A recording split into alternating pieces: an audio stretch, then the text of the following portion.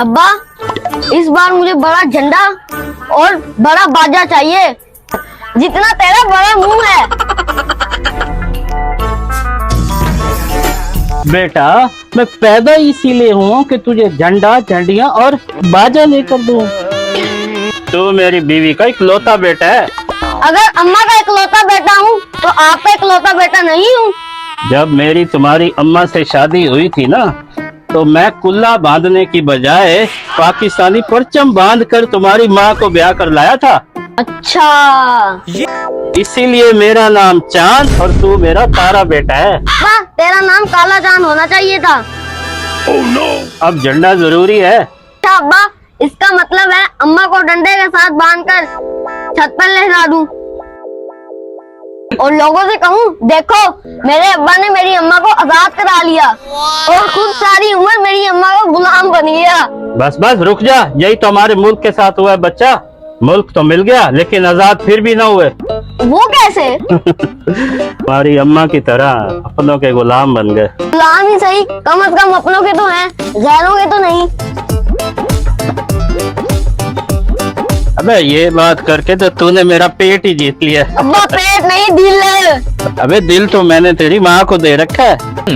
चल अब तुझे बाजार ले चलूं। बेटा, अब तो मैंने तुझे हर चीज खरीद के दे दिया, तेरी सारी ख्वाहिश पूरी कर दी है मैंने। अब्बा, मेरी एक और ख्वाहिश पूरी कर दे, अब साथ में हम वन विलिंग करेंगे।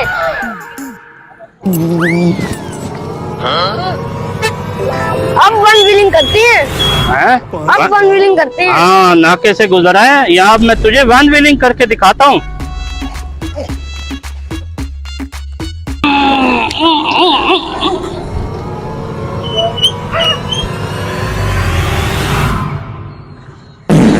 ये गाड़ी उठ क्यों नहीं रही? अब्बा, ये वन व्हीलिंग क्यों नहीं हो रही? आगे नहीं जा रही। अब्बा, तुझ में जान नहीं है, गाड़ी में जान नहीं है। ये गाड़ी आगे नहीं जा रही। अली क्या हो गया? अब्बा, जोर क्यों नहीं लगा रहा? वो ऊपर ही नहीं उठ रही।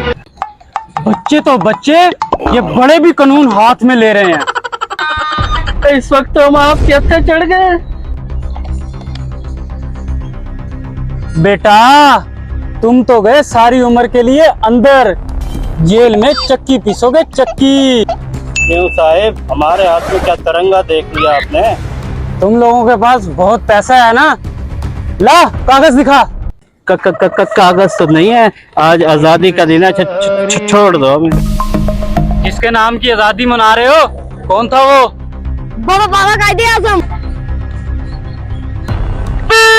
बाजा बजाकर हुल्लड़बाजी करके उसकी रूह को तकलीफ पहुंचा रहे हो।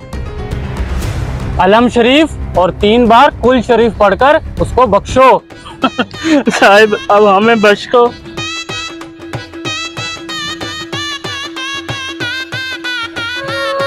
जिसके नाम की आजादी मना रहे हो उसके नाम का लंगर तो देते जा। साला रिश्वत को लंगर बोलता है।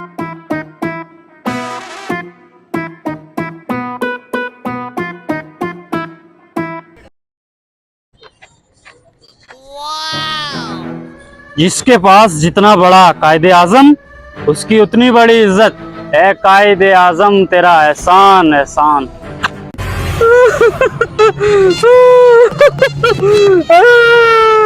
मैंने तुझे होटलिंग करानी थी, बिरयानी खिलानी थी, सारे पैसे उसने ले लिए। अब्बा, फिर तो होटलिंग का प्रोग्राम बढ़ गया।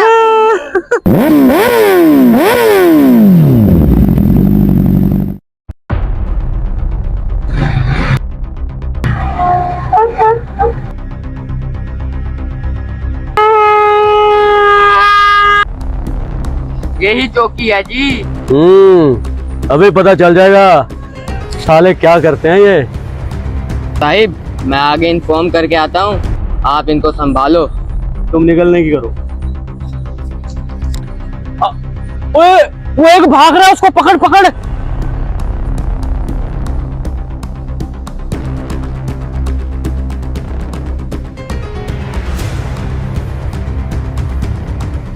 सर, वो भाग गया। बड़ा बदमाश बना फिर रहा है, अब पता लगेगा बच्चू। जश्न आजादी है जी, जरा मनाने दो। जश्न आजादी मनाओ, लेकिन हमें भी कुछ लगाओ। अभी देते हैं जनाब आपको, अभी। जीवे जीवे जीवे पाकिस्तान।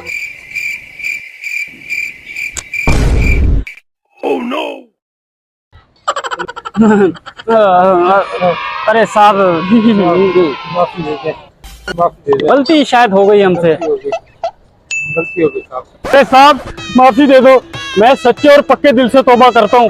जो कुछ भी अभी तक कमाया है वो सब वापस कर दूंगा। हैं? कर देंगे ना? हाँ साहब जी, कर देंगे। अरे जिनसे माफी मांगनी है ना, उनसे मांगो जिन्होंने हजारों कुर्बानी दी इस मुल्क के लिए। बाजे बजाकर, रिश्वतें लेकर तुम लोगों को लूट रहे हो। शर्म आनी चाहिए। मैं सीआई स्टाफ का वो ऑफिसर हूँ जो तुम जैसे काली बेटों को पकड़ने के लिए आया है। माफी देता हूँ सिर्फ आज आजादी के दिन के लिए। आई समझ तुम्हारी? माफी दे दो। माफी मांगनी है तो इनसे मांगो। हमें माफ कर दो। ये लो भाईजान, आपकी अमानत। गलती हो गई हमसे।